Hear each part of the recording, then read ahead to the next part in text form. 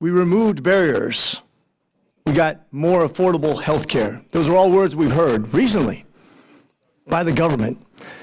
The problem is when the tools are biased by the government, when collaboration means the government gets its way, or bribes scientists, or gives them grants or bonuses to change their opinion. When they say allows us to, that means once the government gives you permission to. When they say removes barriers, unless the government disagrees. When they say affordable health care, I don't know of anybody who in America thinks we have affordable health care. So let's start there. Beginning in March 2020, the government took over the conversation of health care.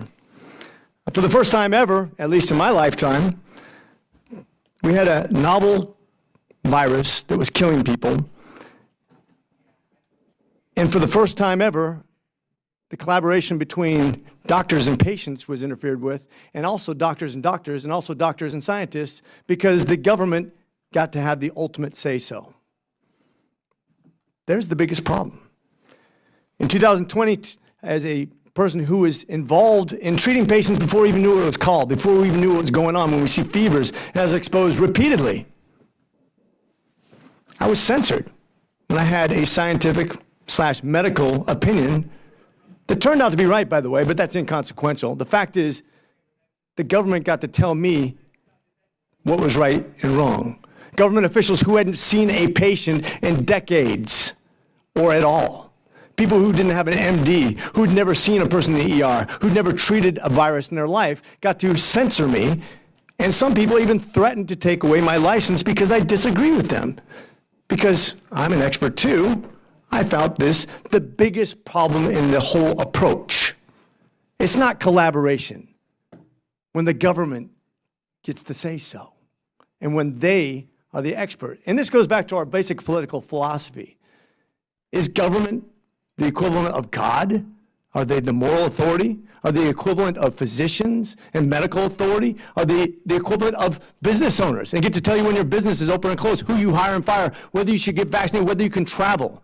This is the fundamental difference that we are arguing today. As a healthcare provider and as an American citizen who has rights that are inalienable, not given to me by the government, but given to me by God, in my opinion. The American people deserve to make medical decisions through the caring and informed conversations with their physician rather than through politically motivated mandates. The American people deserve a choice. The freedom of choice is as fundamental to this country as anything that ever existed. Hello, friends. Millions of Americans are struggling with high prices at the grocery store and gas station. Many are now looking at the Federal Reserve to what steps it will need to take to lessen inflation. Top economists are warning that another interest rate hike may be coming very soon, and this will affect most American households. My dear friends, please make sure that you watch until the end of this video. Also, tomorrow, I will be announcing several winners for the Walmart gift card giveaway. If you would like to enter these weekly giveaway, friends, all you need to do is click and like several of my videos, and then comment below the keyword of each video that you watch. The more videos that you comment on, friends, the greater your chances of winning the giveaways. This week, concerns over a potential government shutdown has continued to grow as the House of Representatives returns to session, with little progress to show on budget negotiations. The government funding is set to expire on September 30th, leaving less than a dozen working days for both chambers of Congress to pass all 12 appropriations bills and President Biden to sign it. The Republican-led House has only managed to pass one. White House Press Secretary Karine Jean-Pierre told reporters this week, "There is no reason for a government shutdown. It is important for Congress to keep their promise that they made to the American people and do their job." Deep divisions remain between the parties, with Republicans looking to implement large spending cuts unlikely to pass in the Democratic-controlled Senate. The White House last month called on Congress to pass a short-term continuing resolution to keep the government funded at its current levels while negotiations lag on. The House Freedom Caucus, which includes the most conservative members of the Republican Party, are looking to cut spending for the fiscal year 2024 to $1.47 trillion, or about $120 billion under what Biden and House Speaker McCarthy agreed to in May. The demand is a non-starter for both the White House and Senate leaders, including Minority Leader Mitch McConnell. Inflation has accelerated for a second month in August on a spike in gasoline prices, and an underlying measure of household expenses rose more than anticipated. Goods such as furniture and used vehicles kept drifting down in price, offsetting a climb in rent, travel, and other services. Consumer prices overall rose 3.7% from 1 year earlier, up from 3.2% in July. Annual inflation has slowed notably after hitting a 40-year high of 9.1% in June of 2022. But lowering it the rest of the way to the Fed's 2% target rate is expected to pose a thornier challenge. But lowering it the rest of the way to the Fed's 2% target rate is expected to be a much more difficult challenge.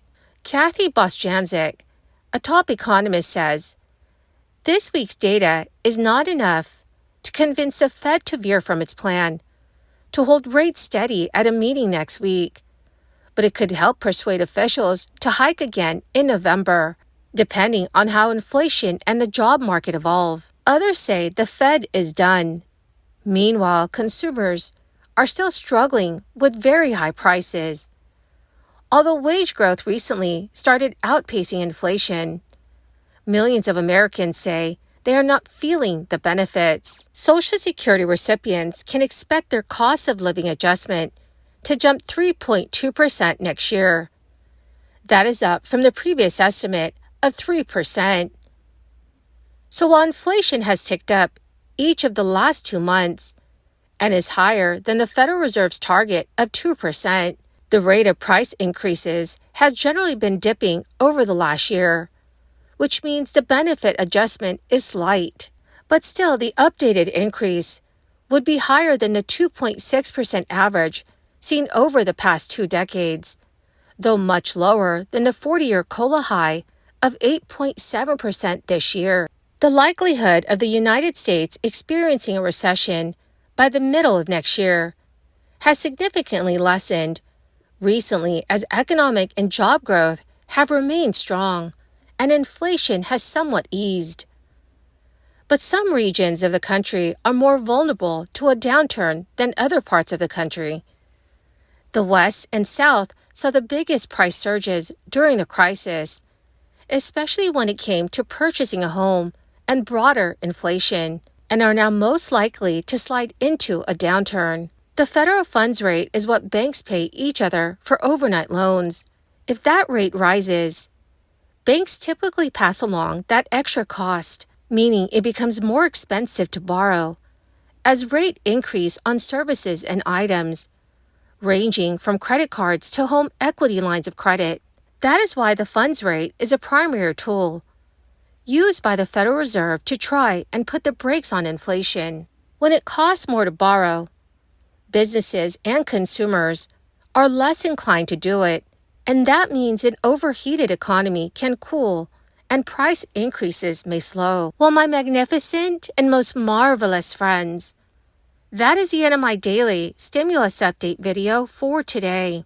My dearest friends, to say thank you for being part of this community. Tomorrow, which is Friday, I will be announcing several winners for the Walmart gift card giveaway. If you would like to enter these weekly giveaway, friends, please click and like several of my videos and then comment below the keyword of each video that you watch. The more videos that you comment on, dearest friends, the greater your chances of winning the weekly giveaways. Thank you and have a wonderful and very blessed week.